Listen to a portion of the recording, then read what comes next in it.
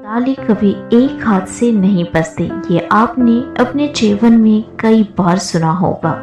सुनने की छोड़े हो सकता है किसी को समझाने के दरमियान आप खुद ने बोला होगा। यह बात सच है कि ताली एक हाथ से नहीं बजती और ये वाक्य दिखाता है सहभागिता को।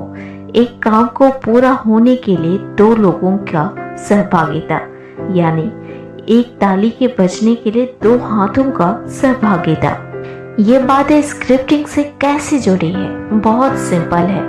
आप इसमें शामिल है यूनिवर्स से मांगने वाले के रूप में और यूनिवर्स इसमें शामिल है आपको देने वाले के रूप में। जब आप फ्रिक्वेंसी से भरा विचार देते हैं, भावना देते हैं, स्पष्टता देते हैं, अपना फोकस लगाते हैं, तो ब्रह्मांड इस पर प्रतिक्रिया देते हुए आपकी फ्रिक्वेंसी, भावना, स्पष्टता और फोकस से भरे हुए विचार को रूप देती है, आकार देती है, आपके लाइफ में प्रकट करती है।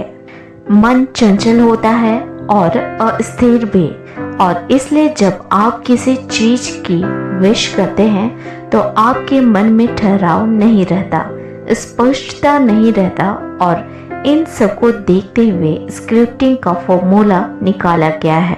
स्क्रिप्टिंग में आप अपने विशेष लिखते हैं और जब आप लिखते हैं तो आप में ठहराव आता है, आपका फोकस बनता है, क्योंकि आप उस बारे में लिख रहे हैं जो वास्तव में आपको चाहिए। आपके पास अपने विश में जान डालने के लिए पर्याप्त मात्रा में भावना होती है, आपकी जागरूकता होती है। और क्या चाहिए? ये सारी प्रक्रिया आपकी ओर से दी गई ताली है।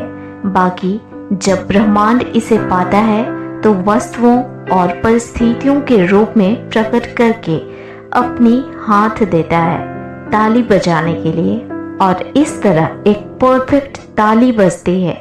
पर अगर आप नकारात्मकता देते हैं और ब्रह्मांड वही देता है तो वह ताली नहीं रह जाता, पर एक चांटा के रूप में तब्दील हो जाता है।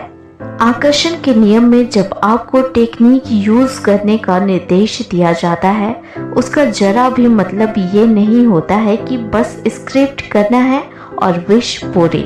टेक्निक्स कहने का मतलब है आकर्षण के नियम में इस्तेमाल हो रहे टेक्निक्स, जैसे 555 टेक्निक, 777 टेक्निक्स और बहुत कुछ जिसे आप अच्छी तरह से जानते हैं। असल में शक्ति टेक्निक्स में नहीं हुआ करती, शक्ति तो आप में ही है।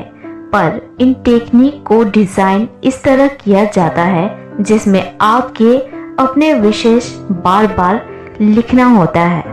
इसके पीछे का साइंस इतनी सी है कि इसे लिखते समय आप जागरूक होते हैं, आपने स्पष्टता को दर्शाया होता है, आपको अच्छा महसूस हो रहा होता है, आप उस जोन में होते हैं जहां आपसे सकारात्मक फ्रिक्वेंसी निकलती है।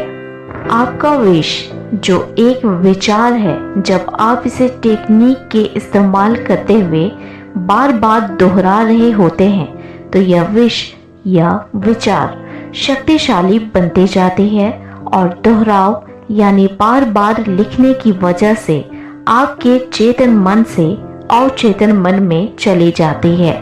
और जब विचार अवचेतन मन में चली जाती है तो उसके बाद ब्रह्मांड का कार्य शुरू हो जाता है। यह सोचना आपका काम जरा भी नहीं है कि कैसे पूरा होगा, कब होगा। ऐसा ना करें, ये बाधा उत्पन्न करती है।